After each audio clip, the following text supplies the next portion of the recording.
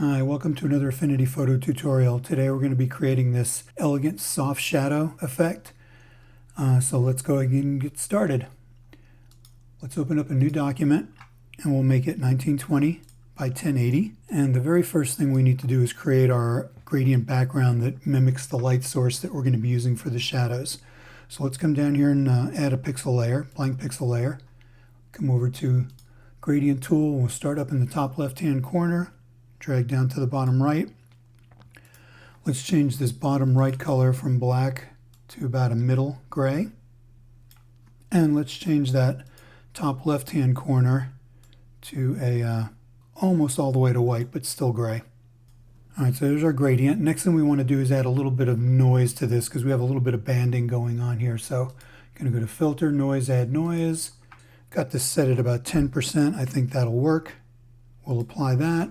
And then the last thing we can do here is just real quickly give it just a little bit of a Gaussian blur to kind of soften up that noise just a little bit. And let's go to a pixel, and then we will rasterize and trim that layer and leave it alone. Next thing we need to do is create our text. So for this you want to use something like a very thin sans serif font. I've got one that I use for this that it's called Eurofurence Light, and I found it on defont.com. I find a lot of fonts there, so they've got quite a good selection. So let's go ahead and drag out our first letter here, and we're going to make this a T, because we're not going to do the whole shadow word because that'll take forever. And let's change the color of this to not quite white, but just off. I think I use this, it's F4, F4, F4, so it's got a little bit of gray in it. And I'm going to bring in a guide to stick at the bottom of this letter just so that we can real quickly move this along. So I'm going to take this T and I'm going to Option drag it over and snap it in place right about here. Give myself plenty of room. I'm going to change this to an E, and then let's Option drag that over and make that an X. And then we're going to Option drag that over one more time, and we're going to make that our last T. So there we go, we've got our letters. And the reason why we have to do this is because when we fade the shadows out, we can't do them all at once. So it has to be individual letters. So it is a little bit more work. So let's start off with our first T over here. And the very first thing we're going to do is duplicate that, Command J. And we're going to take the bottom one and come down here to Layer Effects. And all we're going to do is select Color Overlay and leave it at black. And then we're going to invoke our Move Duplicate tool, our favorite tool, and hit Enter. And then we are going to click the duplicate button, make sure that the insertion mode is behind, and then we're going to move it over horizontally 2 pixels and vertically 2 pixels. And then we're just going to increase the number of copies here to, let's say 40. And we're going to click OK. So there's all our copies there. So we're going to group these black copies together, and we'll group those.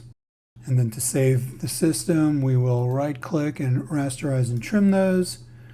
All right, so now what we're going to do with this layer is we're going to start setting up our fade. So on the shadow layer, let's come over to the layer mask.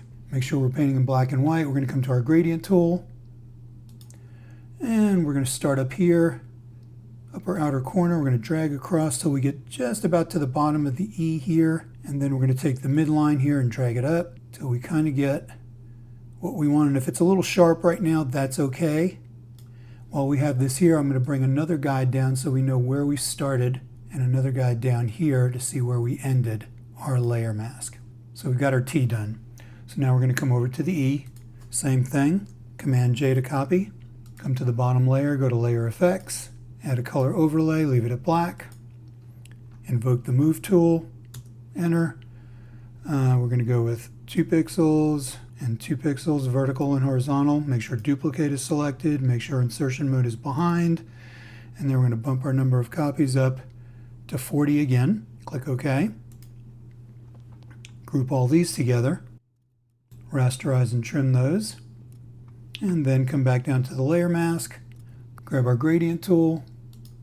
And so now we know we need to start up at this line here and end down at that other line. So we're just going to drag it down here, and we're going to come over till we get to about the X and bring it up, fade it, so you can see kind of where we're going with this. I'm going to do the same thing for the X and T right now. I'm going to speed this up and then go to the next portion after that.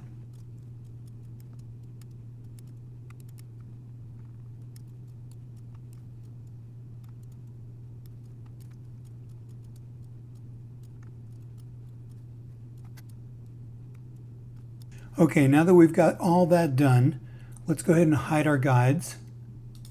All right, so let's take all our shadow layers, Command click our shadow layers, and we're going to group those. And what we're going to do with those is we're just going to give them a quick Gaussian blur to take some of that hard edge off. Not a whole bunch, just enough. Oh, you know, I missed one. Let's drag this one down into this group as well. All right, select that group, Gaussian blur. I'll bring it up and we'll just kind of blur it out just a little bit like that. That looks good.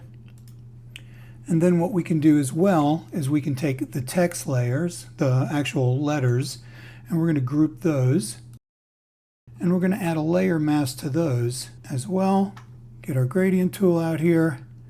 And this way we can just kind of fade those in at the bottom there. So this way we're really getting a lot of light at the very top of them and very little at the bottom.